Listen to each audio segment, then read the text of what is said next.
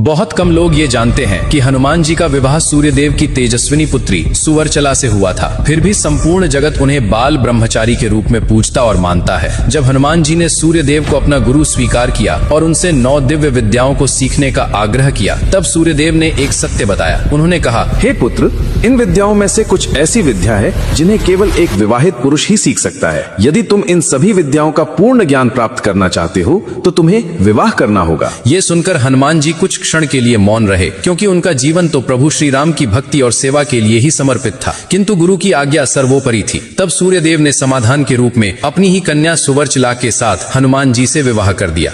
सुवर्चला स्वयं अत्यंत तेजस्विनी, तपस्विनी और उच्च आदर्शों वाली कन्या थी। विवाह के बाद उन्होंने भी हनुमान जी की भांति भक्ति और तप का मार्ग चुन लिया। विवाह के तुरंत पश्चात ही वे कठोर तपस्या में लीन हो गईं और हनुमान जी अपने संकल्पित भक्ति मार्ग पर अडिग रहे। इस प्रकार विवाह के बंधन में बंधने के बावजूद हनुमान जी ने अपने ब्रह्मचर्य और भक्ति के व्रत को कभी नहीं छोड़ा। इसीलिए युगों युगों से हनुमान जी को अविवाहित अखंड ब्रह्मचारी के रूप में पूजा जाता है।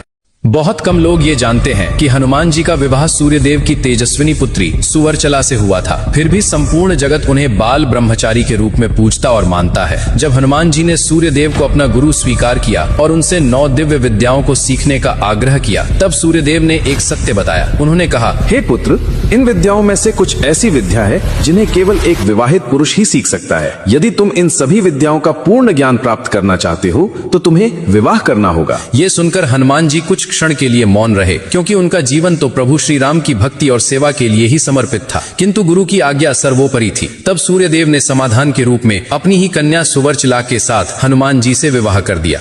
सुवर्चला स्वयं अत्यंत तेजस्विनी, तपस्विनी और उच्च आदर्शों वाली कन्या थी। विवाह के बाद उन्होंने भी हनुमान जी की भांति भक्ति और तप का मार्ग चुन लिया। विवाह के तुरंत पश्चात ही वे कठोर तपस्या में लीन हो गईं और हनुमान जी अपने संकल्पित भक्ति मार्ग पर अडिग रहे। इस प्रकार विवाह के बंधन में बंधने के बावजूद हनुमान जी ने अपने ब्रह्मचर्य और भक्ति के व्रत को कभी नहीं छोड़ा। इसीलिए युगों युगों से हनुमान जी को अविवाहित अखंड ब्रह्मचारी के रूप में पूजा जाता है।